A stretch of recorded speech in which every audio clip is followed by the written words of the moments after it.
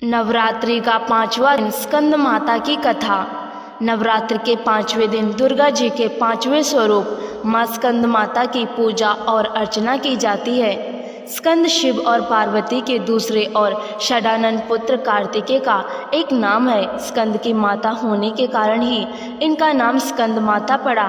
माना जाता है कि माँ दुर्गा का यह रूप अपने भक्तों की सभी मनोकामनाओं की पूर्ति करता है और उन्हें मोक्ष का मार्ग दिखाता है। माँ के इस रूप की 4 भुजाएं हैं और इन्होंने अपनी दाएं तरफ की ऊपर वाली भुजा से स्कंद अर्थात कार्तिकेय को पकड़ा हुआ है और इसी तरफ वाली निचली भुजा के हाथों में कमल का फूल है। बाईं ओर की ऊपर वाली भुजा में वरद मुद्रा है और नीचे दूसरा श्वेत कमल का फूल।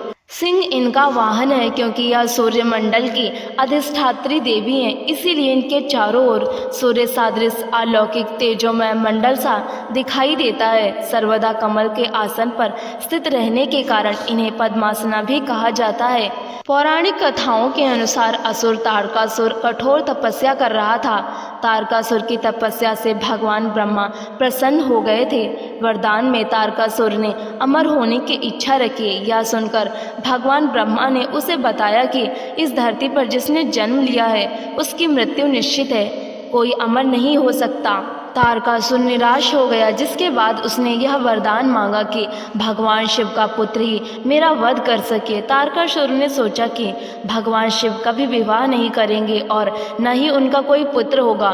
तारकासुर यह वरदान प्राप्त करने के बाद लोगों पर अत्याचार करने लगा।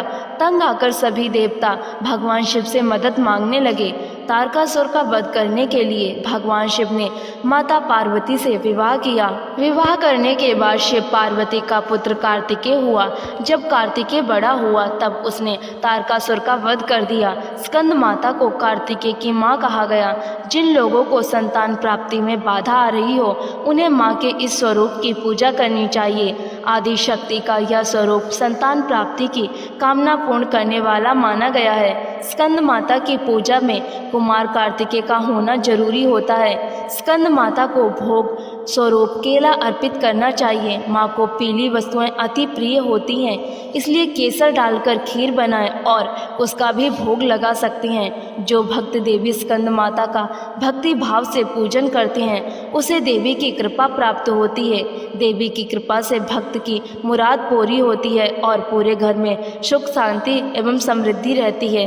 स्कंद माता की पूजा में धनुष बाण अर्पित करने का विशेष महत्व है। इन्हें सुहाग का सामान अर्पित करना चाहिए। नवरात्र के 5वें दिन लाल वस्त्र में सुहाग की सभी सामग्री लाल फूल और अक्षत के समेत माँ को अर्पित करने से महिलाओं को सौभाग्य और संतान की प्राप्ति होती है।